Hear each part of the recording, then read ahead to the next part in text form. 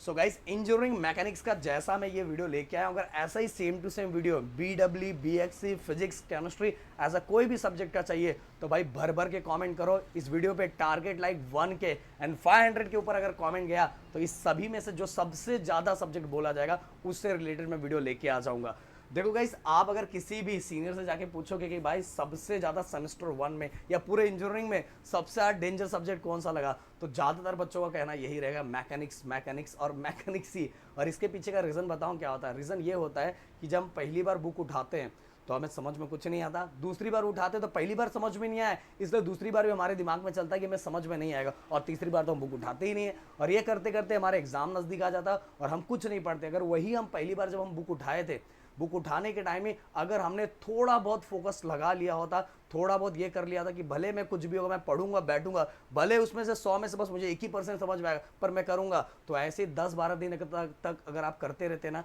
तो पक्का बोल रहा हूँ मैकेनिक्स आपको समझ में आना स्टार्ट होता है और मैकेनिक का भी सब्जेक्ट आपका हो जाता है। आपको बताना चाहूँगा कि अभी मुंबई पुणे वाले बच्चों का तो 11 तारीख से स्टार्ट होने वाला, 11 नहीं आई थिंक 11 या 13, टाइम टेबल तो दिया हुआ है, 11 या 13 तारीख से लाइव सेशन हमारे ऐप पे चालू होने वाला है, डिप्लोमा का भी। उसमें बता रहा हूँ ऐसे ऐसे बच्चे जुड़े थे जिनको कुछ भी नहीं आता था, इवन फॉर्मूले तक नहीं आता था। बोलने के लिए हमने क्रैश कोर्स लॉन्च किया था, पर इस क्रैश कोर्स के अंदर जीरो से पढ़ाया जा रहा है, फॉर्मूले लर्न करवाया जा रहा है, फॉर्मूले तक बताया जा रहा है। तो मैंने बोला अगर आपको पढ़ाने वाला सही होगा ना बताने वाला सही होगा तो हर बच्चा बहुत अच्छे से पढ़ता है। इतने डेंजर टॉपिक मैथ के इतना सिंपल तरीके से करवाया जा रहा है, क्या ही बोलूँ। तो गाइज एक ही चीज़ बोलूँगा,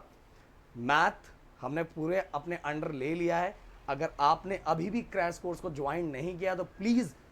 भाई अगले सेमेस्टर में जाने से अच्छा, और ये जो पैसा है ना अगले सेमेस्टर में बिल्कुल ना के बराबर लगेगा, क्योंकि अगले सेमेस्टर में जब जाओगे कुछ गड़बड़ हो गया तो फॉर्म भरना, दौड़ना, डिप्रेशन, ये वो। इससे अच्छा है कि अभी तुरंत ही एसपीपी एंड मुंबई दो बच्चों, बाकी यूनिवर्सिटीज़ की भी मांग बहुत ज़्यादा चल रही है पर हम 2 ही लोग का लेके आए क्योंकि हमारे पास टाइम नहीं मिल पा रहा है। तो मुंबई यूनिवर्सिटी का क्रैश कोर्स चालू है, तो जितना 2 दिन का लाइव सेशन हो चुका है, 2 मॉड्यूल भी हो चुका है, तीसरा मॉड्यूल आज होगा, तो जो हो चुका है उसका रिकॉर्डेड लेक्चर आप सभी को मिल जाएगा। तो फटाफट फटाफट मुंबई वाले और पुणे वाले, अभी तो आप लोग का स्टार्ट होने वाला है, तो इसलिए फटाफट क्रैश कोर्स ज्वाइन कर लो, बहुत मजा और मोटिवेशन नेक्स्ट लेवल का आएगा। अब चलो बात करते हैं मैकेनिक्स की।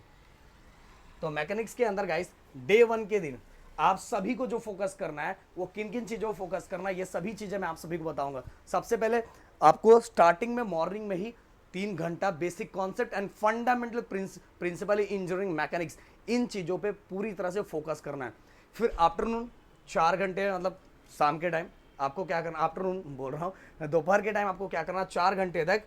Statics, equilibrium, force system and free body diagram,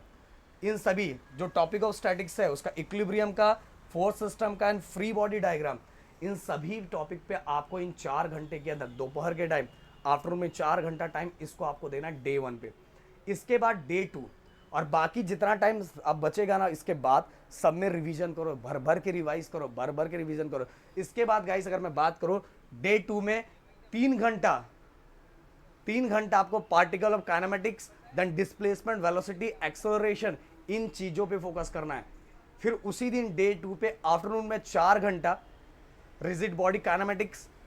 और उसके अंदर rotation and translation, in topic पे फोकस करना है दूसरे दिन। इसके बाद अगर मैं बात करूं तीसरे दिन, तो गाइज आपको मॉर्निंग में 3 घंटे Newton's law of motion and their applications, then 4 घंटा friction, dynamic of particles and concept related to force and acceleration, इन टॉपिक्स पे फोकस करना है। अगर आप बोलोगे तो ये मैं 2 जगह ज्वाइन कर लो, अपना टेलीग्राम ज्वाइन कर लो और टेलीग्राम के साथ ही अपना ऐप फटाफट डाउनलोड कर लो, उसके अंदर ये चीज़ें आपको मिल जाएगी। टेलीग्राम या जहाँ मुझे फटाक से भेजने को लगे मैं भेज दूंगा, पर आपको अगर आपको चाहिए तो। इसके बाद डे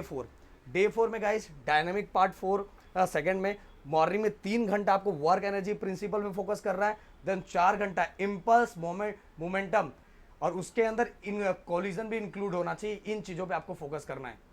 इम्पल्स और मोमेंटम, और उसके अंदर हमें और किन चीज़ों को फोकस करना है, कोलिजन पे भी, ये हमें डे 4 पे फोकस करना है। इसके बाद गाइस अगर मैं डे 5 की बात करूं जो हमारा लास्ट दिन रहेगा टारगेट का, उसमें मॉर्निंग में 3 घंटे आपको कॉन्सेप्ट, फॉर्मूला और साथ में आपको जो जितने भी